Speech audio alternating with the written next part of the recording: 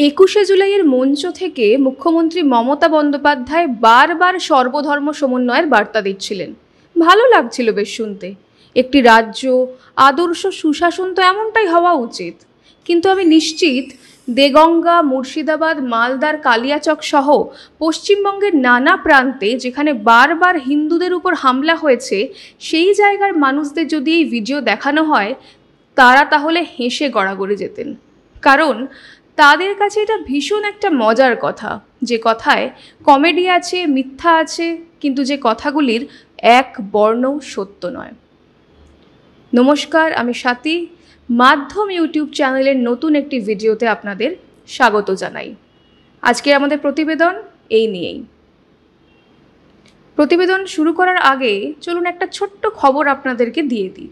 গত কয়েকদিন আগেই, এখন শ্রাবণ মাস চলছে, কাঁওয়ার যাত্রা চলছে, বিভিন্ন জায়গায় কাঁওয়ারিয়া যাত্রী ভর্তি বাস বিভিন্ন জায়গায় তীর্থক্ষেত্রে তারা যাচ্ছেন। এরকমই একটি বাস উত্তরপ্রদেশের গোরখপুর থেকে প্রায় 60 জনকে নিয়ে তারাপীঠ মন্দিরে এসেছিল। তার মধ্যে বয়স্ক মানুষ যেরকম ছিলেন, তেমনি বাচ্চারাও ছিলেন, মহিলাও ছিলেন। কোচবিহারের ইসলামপুরে সরকারি চেকপোস্ট থেকে বাসটির পারমিটও করায় তারা। ফেরার পথে বীরভূমের মল্লারপুরে আটক করা হয় কাঁওয়ারিয়া যাত্রী বোঝাই সেই বাস। দিনভর আটক করে রাখা হয় শিশু, মহিলা সহ প্রায় 60 জনকে। খাবার এবং পানীয় জল না পাওয়ায় বাধ্য হয়ে তাঁরা 14 নম্বর জাতীয় সড়ক অবরোধ করেন। নিঃসন্দেহে এটা অমানবিক একটা কাজ।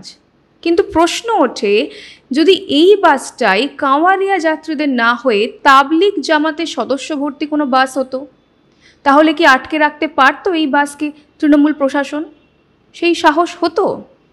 প্রশ্ন করলাম, উত্তরটা সবারই জানা।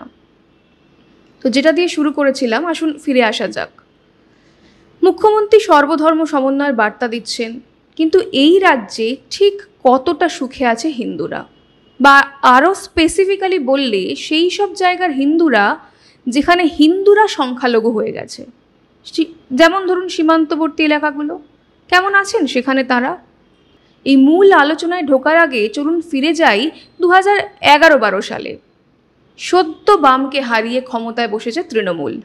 বাংলার মানুষ সুশাসনের আশায় বুক বেঁধেছে। কিন্তু বাংলার মানুষ কি দেখল? 2013 থেকে 2017 পর্যন্ত 5টা বড় দাঙ্গা হলো পশ্চিমবঙ্গে। 2013 সালে ক্যানিং দাঙ্গা, 2015 সালে নদিয়া, 2016 সালে মালদার কালিয়াচক, একই বছর হাওড়ার ধুলোগড় এবং 2017 সালে বাদুড়িয়া। অবশ্য এগুলোকে দাঙ্গা না বলে হিন্দুদের উপর একতরফা আক্রমণই বলা ভালো।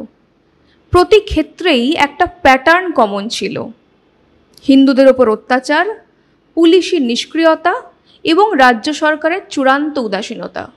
কারণ ততদিনেই তৃণমূল সরকার এবং মুখ্যমন্ত্রী মমতা বন্দ্যোপাধ্যায় বুঝে গেছিলেন সংখ্যালঘু ভোট ব্যাংকের মাহাত্ম্য।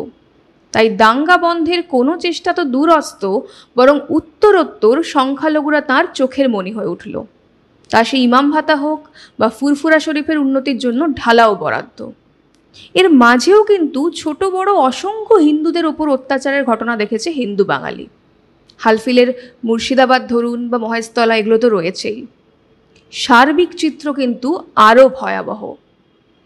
আরটিআই এর তথ্য বলছে, আমি আরটিআই এর তথ্যটা আরটিআই যে কপিটা সেটা স্ক্রিনে দেখিয়ে দেব।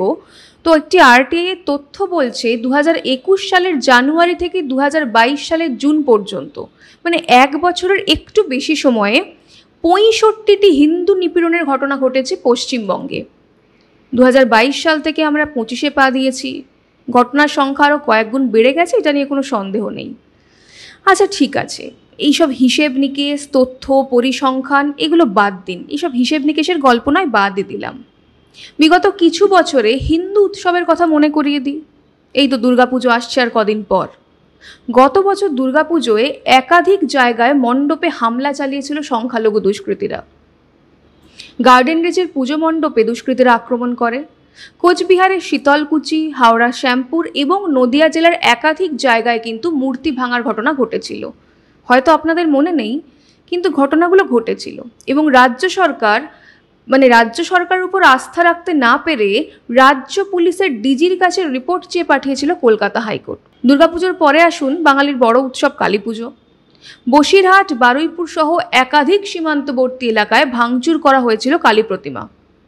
এরপর সরস্বতী পুজো, বিদ্যার দেবী বাগদেবী সরস্বতীর আরাধনায় বাঙালি মেতে ওঠে। খোদ মুখ্যমন্ত্রীর কলেজ যোগেশচন্দ্র কলেজে সরস্বতী পুজো বন্ধ করার চেষ্টা করা হয়। গত বছরেই গার্ডেন রিচে সরস্বতী পুজোর বিসর্জনে হামলা হয়। সেই হামলায় মার খেয়েছিল পুলিশ। বেলডাঙার কার্তিক পুজো নিশ্চয়ই মনে আছে, এখনো 1 বছর হয়নি। 3 দিন সেখানে ইন্টারনেট বন্ধ রেখে বাড়ি বাড়ি হামলা চালানো হয়েছিল। মানে ইন্টারনেট প্রশাসনিক কারণে বন্ধ ছিল, কিন্তু হামলা বন্ধ ছিল না।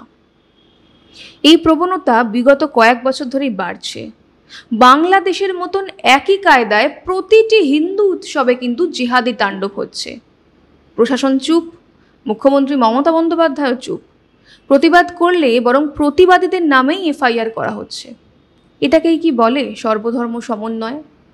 দেখবেন বিরোধী দলনেতা বা বিজেপি প্রায়শই একটা কথা খুব বলে, হিন্দু বিরোধী মমতা, দুধেল গাই তোষণকারী মুখ্যমন্ত্রী। আমরা এই সত্য মিথ্যার চুলচেরা বিশ্লেষণে যাচ্ছি না, ওটা রাজনৈতিক বাকবিতণ্ডা, সেটা বরং সেই জায়গাতেই থাকুক। কিন্তু এই রাজ্যের বাসিন্দা হিসেবে আমরা তো প্রশ্ন তুলতেই পারি। একদিকে মুখ্যমন্ত্রী মমতা বন্দ্যোপাধ্যায় যখন জগন্নাথ কালচারাল সেন্টার তৈরি করছেন, রথের দড়িটা টান দিচ্ছেন, তখন অন্যদিকে মালদার কালিয়াচকের জালালপুরে মন মহাপ্রভু মন্দির সংলগ্ন রথের মেলার অনুমতি দিতে অস্বীকার করে কালিয়াচক থানা। এটা এই বছরের ঘটনা। বন্ধ হয়ে যায় 622 বছরের পুরনো এই ঐতিহাসিক মেলা। সালটা 622। এই রথের মেলার কথা উল্লেখ রয়েছে বেণীমাধব শীলের ফুল পঞ্জিকাতেও। জায়গার নামটা দেখুন, কালিয়াচক। মানে সেই সংখ্যালঘু অধ্যুষিত কালিয়াচক যেখানে 2016 সালে দাঙ্গা হয়েছিল, 2025-এ বন্ধ করে দেওয়া হলো রথযাত্রা। দিল্লিতে আকবর সিংহাসন আরোহণের আগে থেকেই উৎসব চলে আসছে। বাংলায় তুর্কি আক্রমণেও বন্ধ হয়নি যে উৎসব, তাকে বন্ধ করে দিলেন মুখ্যমন্ত্রী মমতা বন্দ্যোপাধ্যায়। এরকম ছোট বড় আরও অজস্র ঘটনা পাবেন আশেপাশে। চোখ খোলা রাখুন, সমূহ বিপদ কি অপেক্ষা করছে সামনে। মানে যে সংখ্যালঘু ভোট ব্যাংকের জন্য মুখ্যমন্ত্রী হিন্দু বাঙালিদের ওপর অত্যাচারের ঘটনাকেও ধামাচাপা দিতে চাইছেন, তাতে করে কিন্তু আগামী দিনে হিন্দু বাঙালির বিপদ বাড়বে বই কমবে না। কি মনে হয় আপনাদের? জানান আমাদের কমেন্ট করে। আজ তাহলে এই পর্যন্তই, আবার দেখা হবে পরের একটি ভিডিওতে। ততক্ষণ পর্যন্ত সঙ্গে থাকুন, দেখতে থাকুন মাধ্যম।